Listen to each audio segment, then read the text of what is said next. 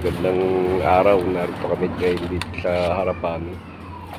Ito, nililinis at medyo sumusukal na.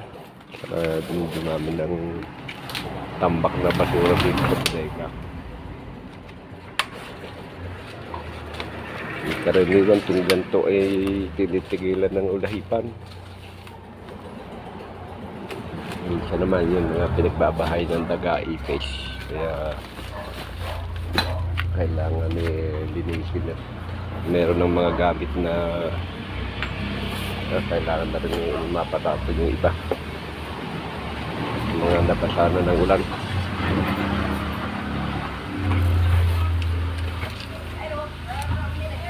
Ito, meron kaming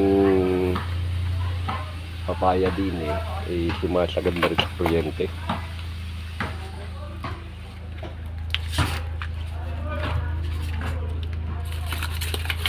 O yan, tambak no.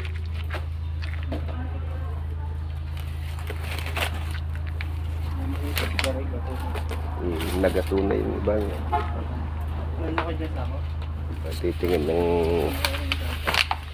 kulang ang sako no. Mga buti-buti pa dyan yun. Teka, sarap ng sako.